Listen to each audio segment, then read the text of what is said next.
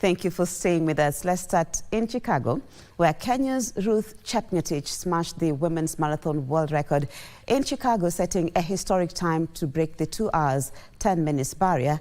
Kenya also won the men's title after John Korir clocked 2 hours, 2 minutes and 43 seconds to emerge victorious. And that's what I said right when we were going away. I'm like, she's got to get back on it. Chepngetich clocked an astonishing time of 2 hours, 9 minutes and 57 seconds, eclipsing the previous record of 2 hours, 11 minutes and 53 seconds set by Tigista Sefa in Berlin last September.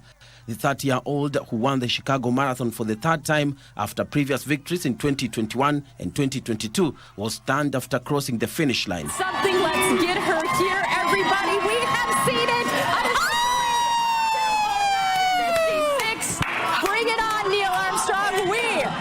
Another woman that has done something just like you. This is amazing, right here. Sub 2:10, everybody. That woman has worked so hard. She's done things in this sport that we have not seen.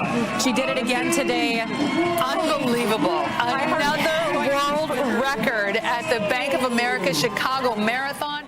Chepngetich's world record came a year after the late Kelvin Kiptum broke the men's marathon world record in Chicago.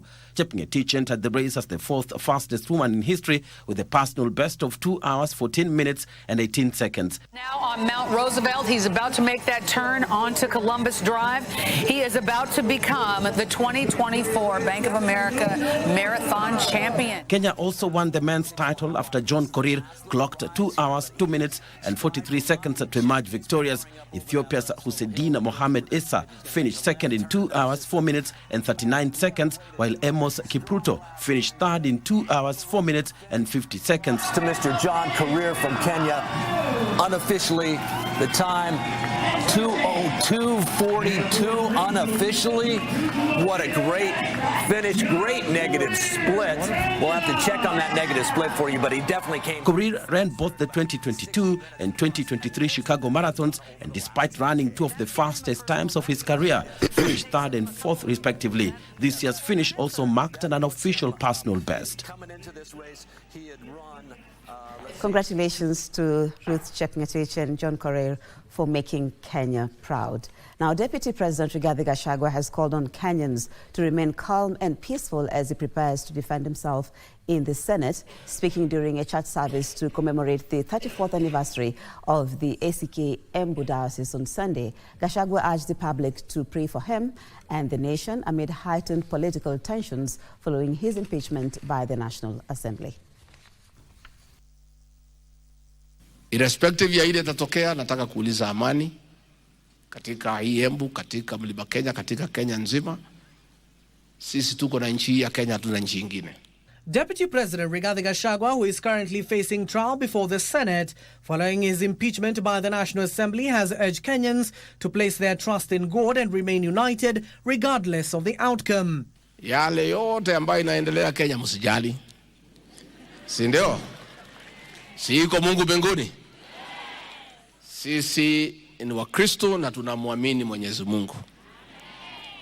Na Mungu atafanya mapenzi yake.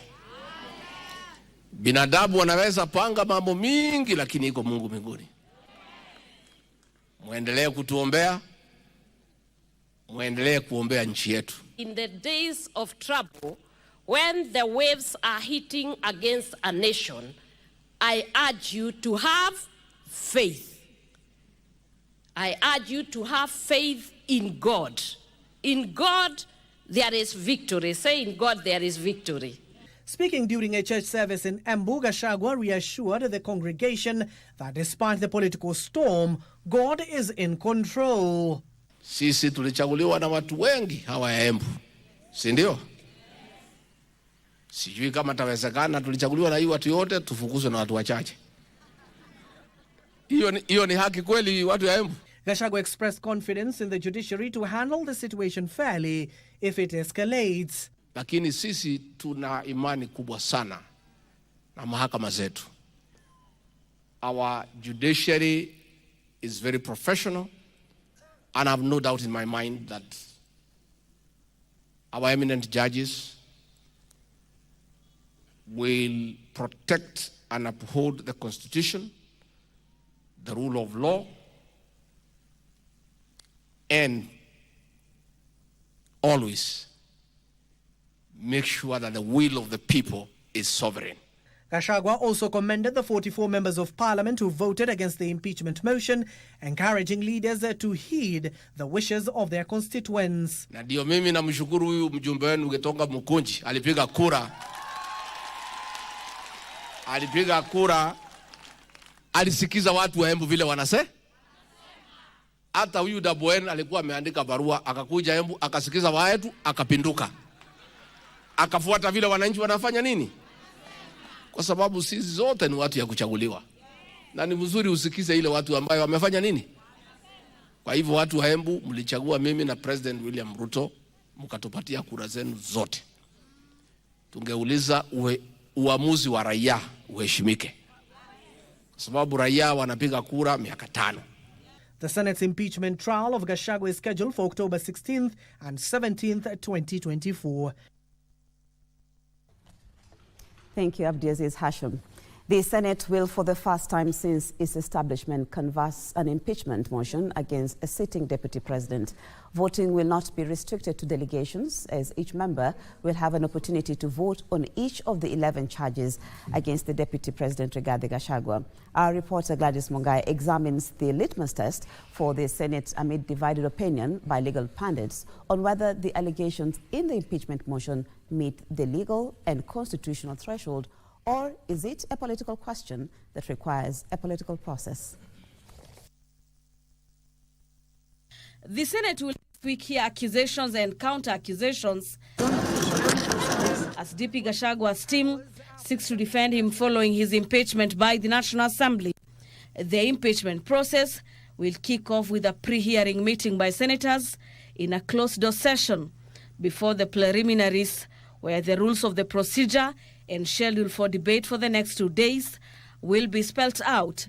This will be followed up by opening statements from both sides and the presentation of evidence before questions and clarifications are sought, followed by closing statements and voting. As senators gear up for the exercise, legal and governance expert Professor Fred Ogola opines that the charges brought against DP Rigathi Gachagua are more political than legal. I've not seen impeachable offenses against Gachagua. Why? In as much as I might not like Gachagua, but there's no impeachable offenses. Truth be said, that what they are talking about corruption is criminal, which should be taken to court, because Parliament do not have a criminal process to look for criminal justice. Parliament are not made of judges. So Parliament should not try a criminal offense. If it is fairness, they should take it to what? To court. It is a process that he says will set a precedence on how future impeachments will be conducted, and hence presents a litmus test. The public said, Kufa Makanga, Kufa Dereva. That was what was said throughout the country, isn't it? So how did Parliament use that information in their ruling when they're impeaching Gachagua? Have you seen how they have used it? So because of this, the public participation was poorly done. Gachagua was not given a chance to explain himself to the public. Gachagua there were no MPs going to the constituencies with a contrary view that Gachagua is not going to be impeached. They went with Gachagua should be impeached. So 44 MPs were not given a chance also to go with a document stating that this is the reason why Gachagua should not be impeached. So because of that, public participation is another thing. So will the Senate give a public participation a wide berth? Given the political dynamics at play, a tough battle may unfold as the Senate moves to consider the 11 grounds listed, evidence adduced, and the outcome of the public participation on the impeachment motion. No. Why I'm saying so, when MPs went for public participation, they took the accusation that Parliament have against Gachagua, isn't it? But what was missing was Gachagua's response. No, you cannot try me. You cannot take me for a judge, and the prosecutor reads the prosecution, then the judge rules. Who was the judge? The people. And public participation is not cosmetic. With the eyes of the nation fixed at the Senate, Gachagwa's impeachment trial, regardless of its outcome, is set to leave a lasting impact on Kenya's political landscape. If Gachagua wants to act on his sphere of control, he needs to resign before being impeached, because if he's impeached, it's like castrating him politically. You know, even if Gachagua has built a lot of political capital before, during, and after this impeachment, you are useless if you cannot contest a seat. Just like Babayao has political capital, but cannot contest. Sonko has, cannot contest. So he could have resigned if he is not sure about what's happening, but no one is sure. Now, President William Ruto has thrown his weight behind the rollout of the Social Health Insurance Fund, SHIF, saying it will ensure that no Kenyan is left behind in healthcare access. The president, who spoke during the 30th anniversary celebration of the African Inland Church in Nairobi, said for the first time all Kenyans will have health insurance, noting that the government has already registered 12.8 million people under the new Social Health Authority. Problems experienced with the rollout of the Social Health Insurance Fund, SHIF, President William Ruto says the fund will ensure that for the first time, the government provides medical care to all Kenyans. Because it is our intention to make sure that no Kenyan is left behind on matters health. For the first time, every Kenyan will have a health insurance. For the first time. President Ruto, who was speaking during the 30th anniversary celebration of the African Inland Church in Nairobi, said the government had already successfully registered 12.8 million people under the new Social Health Authority, SHA. I want to thank faith-based institutions that run hospitals in Kenya for stepping forward and partnering with us. Today, we have registered close to 12.8 million people under the new UHC program. The president, who steered clear of politics, instead expressed pride in Kenya's global standing, calling on the nation to look forward, outlining key initiatives that reflect his administration's commitment to uplifting lives of Kenyans. And I will not look back in making sure that I oversee the transformation of Kenya. Implementing some of the transformational changes to change our nation requires prayers, requires commitment.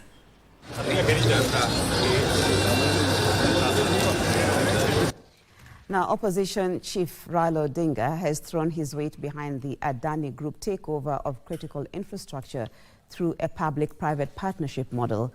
The African Union Commission chairperson candidate says while Kenyans remain constrained in the payment of taxes owing to a difficult economic situation, the PPP concept, such as the Adani Group, is the most viable and reliable means through which to address the country's infrastructure needs. Now, but in what is now the evident divide within the opposition ranks, Wiper leader Kalonzo Musyoka says Kenya Kwanza administration is continually advancing state capture with the signing of the Adani deals. The latest controversy surrounding the Adani Group is the announcement by the Kenya Electricity Transmission Company, KETRACO, that it has signed a 96 billion shillings deal with the Adani Energy Solutions that will see them construct and operate 4 transmission lines for a period of 30 years. And before the ink dries on the deal, President Ruto's new political ally, Raila Odinga, has backed the deal. Otherwise, you're likely to try to condemn very reputable companies. As we see stories like Adani Gate. Adani company conglomerate is worth over $200 billion. It cannot be an Adani Gate. Deal with the issues as they are. If some people have made mistakes, let them own up that they made some mistakes. But do not begin to condemn innocent companies who are basically doing normal commercial transactions. Odinga, who is eyeing the African Union Commission chairperson post argues that the prevailing financial situation in the country, where taxes can no longer meet the development needs of a country, require deals such as those with the Adani Group under the public-private partnership model for infrastructure growth. We've seen firsthand what some of these companies are able to do, what PPP can do to an economy. And therefore what I'm trying to say is not to try to ostracize PPP as a concept.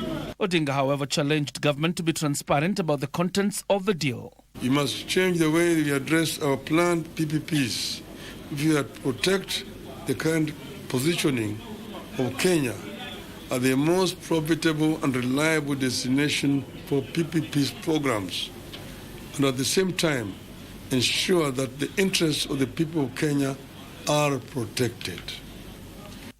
Odinga appears to be reading from a different script from that of Wiper leader Kalonzo Musyoka, who says the Adani deal takeover is a perpetuation of state capture. We want to confirm that indeed our beloved republic is on the wrong path. Under the cloud of the impeachment drama, Kenya has been goat-tied by Adani the way South Africa was state captured. Kenya is facing an unprecedented threat of state capture. Kalonzo, who was flanked by a section of Azimio luminaries, threatened to mobilize Kenyans to the streets to speak out against the mystery surrounding the Adani Group deals. We reiterate our position that the impeachment drama was a smoke screen that was meant to divert the attention of Kenyans and provide cover for these multi-billion deals to be sealed by the bread-based government. I look at sports now, where the National Rugby Sevens team Shujaa retained the Safari Sevens title after defeating Shogun Rugby 12-0 in the final played at the Machakos Stadium. After a finely balanced first half that ended 0-0, the Kenya rugby team kicked in a second gear in a dominant and classy second half that saw them eventually run out with 12-0 win. Patrick Odongo, an unconverted try that is, and Ben Salem's effort just before the end of the game proved vital as Shujaa won 2024 Safari Sevens title. Meanwhile, in the women's final, Kenya Lionesses missed out yet again after losing 24-10 to Spain's Costa Blanca. This year's edition attracted a total of 10 men's and 6 ladies' teams.